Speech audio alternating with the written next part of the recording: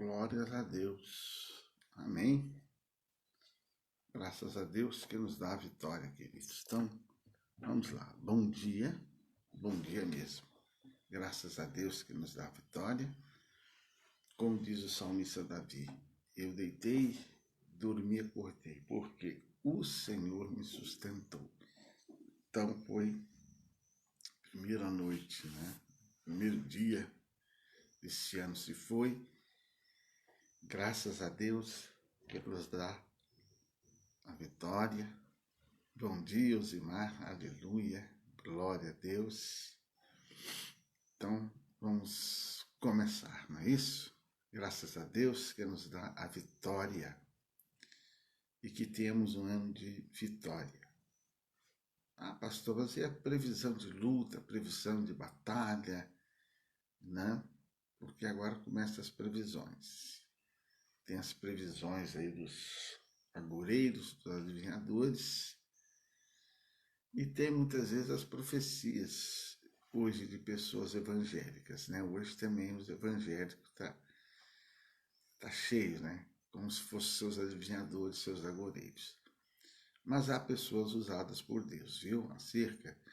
Quando você começar a ouvir aí profecias, entenda isso. Nem toda a igreja evangélica crê, mas faz parte dos dons do Espírito Santo a palavra de sabedoria, a palavra de conhecimento, a palavra de revelação.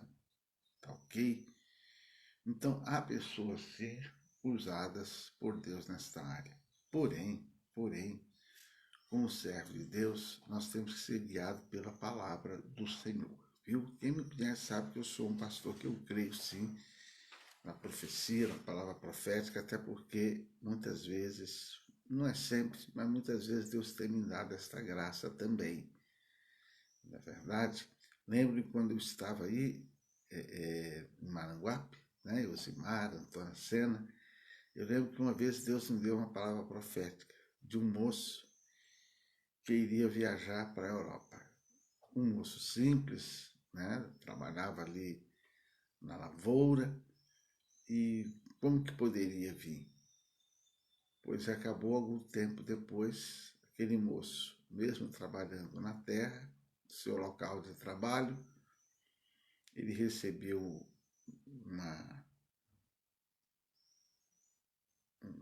uma promoção, e nessa promoção ele precisou de ir para a França fazer um curso lá para trabalhar na época, na empresa. E ele foi para a França, me parece que 2 vezes. Então você vê se cumpriu, né? Glórias a Deus. Então sucede isso, certo? Aqui em Curitiba Deus me deu a graça. Curitiba tem aquele jogador aí conhecido hoje no mundo, Adriano, lateral, que alguns anos atrás, quando cheguei aqui em Curitiba, tive a oportunidade de conhecer sua família. E ao conhecer aquela família, o Espírito de Deus me levou em oração. Eu pedi permissão, coloquei as mãos sobre os pés dele, ele ali, um rapaz, me parece que na época em torno de uns 18 anos, e ali Deus me deu uma palavra profética para a vida dele, que ele iria ser efetivado como titular do time do Coxa, iria atuar na seleção brasileira, iria para a Europa, e tudo isso se cumpriu na vida do Adriano. Algum tempo depois ele se tornou titular aqui do Coxa, né? Foi efetivado como jogador do time principal do Coxa, foi eleito na época um dos melhores laterais do Brasil, jogou na seleção brasileira sub-17, sub-20, e o Dunga e os outros técnicos aí chegaram até contratá-lo também para a seleção principal algumas vezes. E louvado seja Deus, né? Foi para a Europa, jogou no Atlético, jogou depois ali no Barcelona, ao lado do Messi, né? Aquela turma de craques lá. Recentemente ele retornou, esteve jogando aqui no Atlético do Paraná e agora retornou. Então, as palavras se cumpriram, então eu creio, certo, queridos? Nós temos que ter cuidado porque existe muita profetada também, né? Então é uma área que eu só entrego para a pessoa uma palavra, olha, isso aqui, quando Deus realmente direciona. Muita coisa aconteceu ano passado, os primeiros 12 dias do ano passado eu fiz em consagração, fiz um jejum acerca da direção daquele ano. Todas as manhãs eu ia para o templo e ali Deus nos falou, nos mostrou muita coisa que veio acontecer, não é verdade? Glória a Deus. Estou vendo aqui meu amigo Wagner Martins, pastor lá em Minas Gerais. Eu lembro que uma vez ele esteve aqui me visitando e a gente estava saindo de carro, ele, a esposa, né? A minha esposa, e Deus também me deu uma palavra profética acerca da vida dele, do ministério dele, e que a gente vê se cumprindo também. Glória a Deus. Então, que eles entendam isso, a palavra profética, ela existe sim, ela é de Deus, tá? Mas é lógico que a gente tem que ter cuidado também, viu? A gente tem que se guiar, primeiramente, principalmente, pela palavra do Senhor. Então, leia a Bíblia, medite, busque, porque é promessa de Deus, ó, clama a mim e eu responder-te-ei. É promessa dele, clama e eu responder-te-ei. Anunciar-te-ei coisas grandes, firmes e que não sabes. Então é promessa do Senhor, sim, responder. Então, queridos, nós estamos aí iniciando este ano e independente de previsões, seja da ciência, seja do mundo do jornalismo, né, da imprensa, seja de agoureiros, ou às vezes até mesmo de pessoas de Deus, de pessoas cristãs, entenda uma coisa, que temos que nos guiar pela palavra de Deus. Apocalipse, Deus nos promete uma coisa: como guardar as palavras da minha lei, como guardar essa palavra da minha boca. Eu te guardarei da hora terrível, da hora da tribulação que há de vir sobre vós. Esta palavra está no livro de Apocalipse. São promessas do Senhor, certo, queridos? Louvado seja Deus. É bom lembrar que em Isaías é quando eles estavam em luta e dificuldade e Deus prometeu: se quisesse me ouvides, comereis o melhor dessa terra. Então é importante nós olharmos a palavra de Deus, a promessa de Deus. Como diz Davi: olha, 1000 cairão ao teu lado, 10.000 à tua direita, mas tu não serás atingido. São as promessas do Senhor Deus. Então que o Senhor nosso Deus possa continuar nos guardando, nos livrando neste ano. Hoje, queridos, nós temos uma meditação no capítulo 14 de 2 Reis. É um capítulo de 29 versículos e nós vamos ver dois comentários aqui, né? Que Amazias aqui mata os assassinos de seu pai. Então, no segundo ano de Jeoás, filho de Jeoacás, rei de Israel, começou a reinar Amazias, filho de Joás, rei de Judá.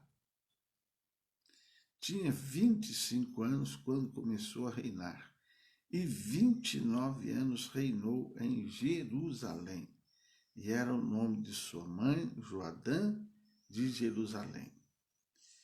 E olha só, e fez o que era reto aos olhos do Senhor, ainda que não como seu pai Davi. Fez, porém, conforme tudo que fizera Joás, seu pai. Eu já expliquei, né? Mas o cara tinha 2 pais, aqui fala, seu pai Davi, depois fala, porém, conforme tudo que fizera Joás, seu pai. É que eles eram descendentes de Davi. O pai dele era o Joás. Mas por que trata aqui como seu pai Davi? Eles eram da descendência de Davi. É como você e eu. Nós somos chamados filhos de Abraão. O meu pai é o Ademar. Mas a Bíblia nos chama que aquele que converte é chamado de quê? Somos filhos de Abraão na fé. Como diz a canção, né? Pai Abraão tem muitos filhos. Desses filhos, eu sou um, você também. Então, queridos, não como Davi. que quer dizer isso? É que, embora Davi tenha tido falhas, ele é apresentado como o exemplo, o homem segundo o coração de Deus. Então, nosso Deus, querido, o usa como referência para medir o reinado de Amazias. Não só Amazias, mas todos eles. Deus, como referência, ele media por Davi. Bom, vamos ver se esse rei vai ser como Davi. O Davi servia a referência, certo, amados? Então, esse rei foi elogiado por começar a seguir a lei mosaica, a lei de Moisés. Então, é onde fala aqui, ó, fez o que era reto aos olhos do Senhor. Tá?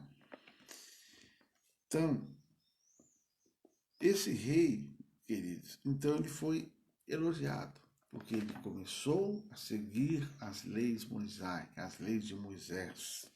Mas sua obediência se tornou parcial. Por conveniência, ele passou a ser omisso com a idolatria e intolerante com os filhos dos assassinos de seu pai. Então ele começou bem, mas com o tempo ele se tornou tolerante. Ele se tornou conveniente da idolatria. A gente vê que ele está cometendo aqui o mesmo erro que outros reis cometeram, que andaram na presença de Deus. Nós tivemos aquele rei que destruiu até as estátuas do Baal, o altar, mas só que ele tinha os bezerros que ele adorava lá em Israel. Né? Então, ela foi uma obediência parcial, por conveniência. Ele passou a ser omisso, tolerante com os filhos assassinos de seu pai. Então, o que aconteceu, queridos? É que com isso aí a fidelidade de Deus deixou de ser sua prioridade. Olha aí. A prioridade dele não era mais Deus. Qual é a sua prioridade? Qual foi a sua prioridade em 2020? Qual será a sua prioridade em 2021? Ah, mas 2020 teve o coronavírus. Queridos, com coronavírus ou sem coronavírus, a nossa prioridade tem que ser o reino de Deus. A nossa prioridade tem que ser estar na presença de Deus. Você viu que a questão do Covid matou tanto crentes como não crentes. Quantos pastores que padeceram? Essa semana mesmo morreu um pastor que fez meu casamento, pastor Onésimo, um homem importantíssimo na história da igreja quadrangular. Muitos filhos da fé, muitos pregadores oriundos do ministério dele, certo, queridos? Então, qual vai ser a sua prioridade? Então, independente de Covid ou não, a nossa prioridade tem que ser Deus. Independente se esse ano vai ter terremoto ou não, nossa prioridade tem que ser Deus. Independente se nós vamos tomar vacina ou não, independente se a vacina é confiável ou não, a nossa prioridade tem que ser Deus. Independente de quanto seja o nosso salário, independente de quanto seja o nosso ganho, independente se moramos bem ou não, se é uma casa grande ou não, se viajamos ou não, se passeamos ou não, independente disso, a nossa prioridade tem que ser Deus. Ah, mas o meu cônjuge não é crente, a minha família não é crente. Mas independente disso, a nossa prioridade tem que ser Deus.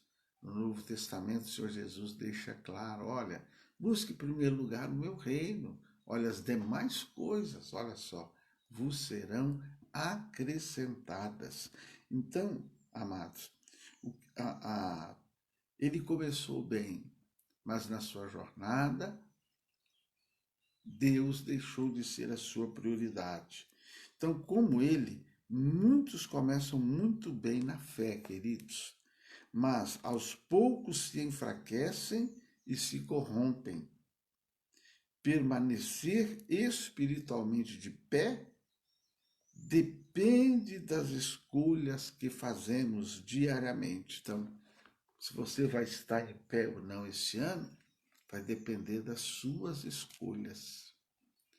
Estar em pé depende das nossas escolhas. Tem escolhas que nos aproximam de Deus, tem escolha que nos leva a ser cheio do Espírito Santo, tem escolha que nós fazemos que a Bíblia diz que entristece o Espírito Santo de Deus. E quando nós começamos a entristecer o Espírito Santo de Deus, é aí que nós passamos a ter dificuldade da comunhão com o nosso Deus Todo-Poderoso. Aí nós passamos a ter dificuldade de ouvir Deus, de entender, de escutar, de obedecer. Então, amados, isso significa que nós somos fruto de cada decisão que tomamos, por menor que seja, certo? Então, este ano vai ser muito importante a nossa tomada de posição. Haverá certamente situações para trazer aborrecimento, sempre há. Tristeza, angústia, decepção, frustração, medo, certamente haverá.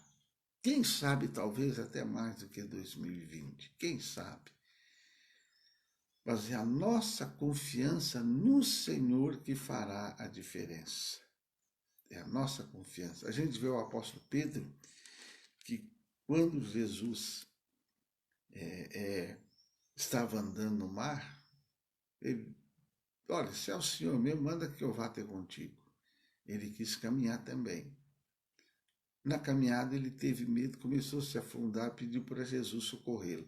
Depois, em Atos dos Apóstolos, nós vamos ver que ele foi preso, ele estava acorrentado entre 2 soldados, e a Bíblia diz que ele dormia. E havia uma sentença de no dia seguinte a cabeça dele ser cortada. A Bíblia diz que ele dormia. Então nota que ele cresceu espiritualmente. Antes ele havia ficado com medo. Agora, mesmo tendo a notícia que iria morrer, a Bíblia diz que ele estava dormindo. Louvado seja o nome do Senhor.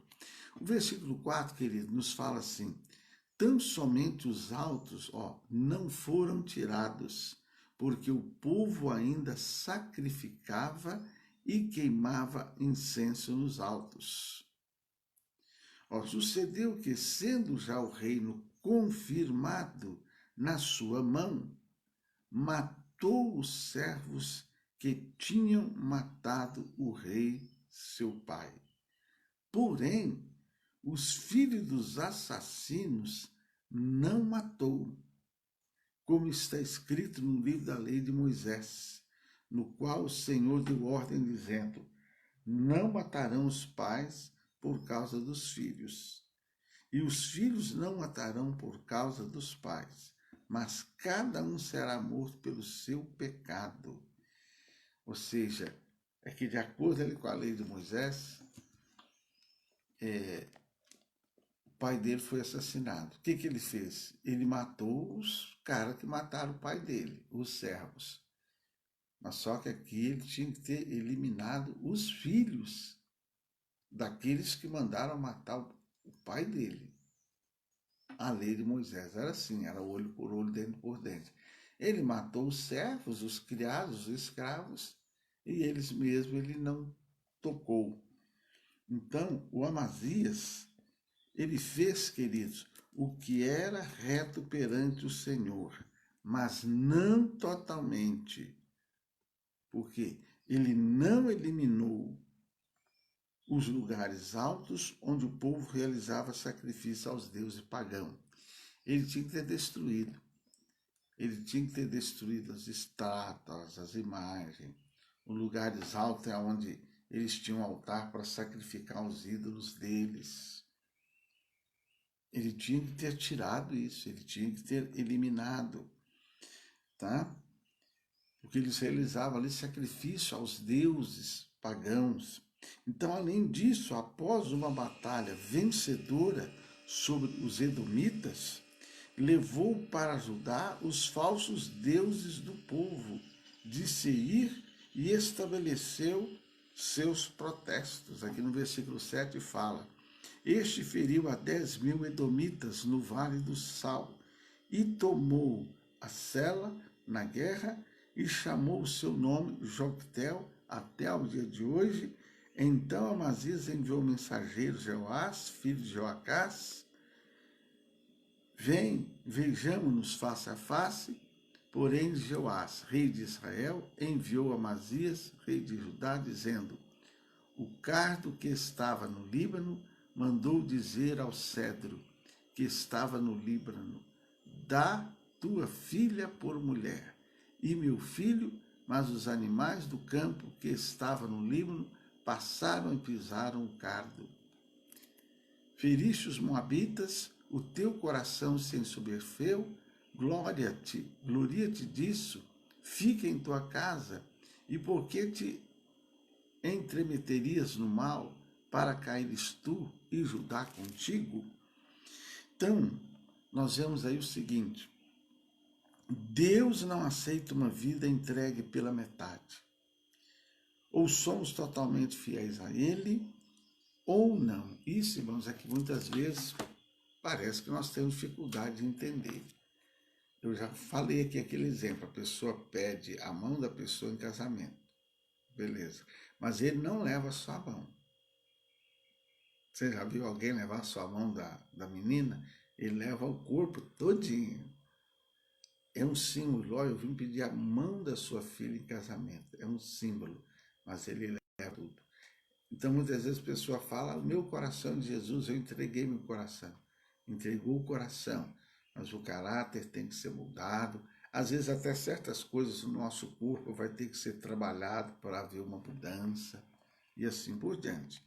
Então, amados, ou nós somos fiéis ou não. Não basta fazer o que é certo em determinadas situações e compactuar ou fazer o que é errado em outras. Se a pessoa viver na fé durante toda a sua existência e no último momento se desviar da verdade, tudo o que fez de bom será invalidado e a salvação até comprometida. Pastor, mas está na Bíblia isso? Ezequiel 18, 26. Então depois você medita, Ezequiel 18, 26, esta orientação. Amém? Louvado seja o nome do Senhor Jesus. Então nós vamos orar agora, que esse ano você está começando na presença de Deus e que você passe esse ano na presença de Deus e termine esse ano na presença de Deus. Ezequiel, vamos ver aqui, 18,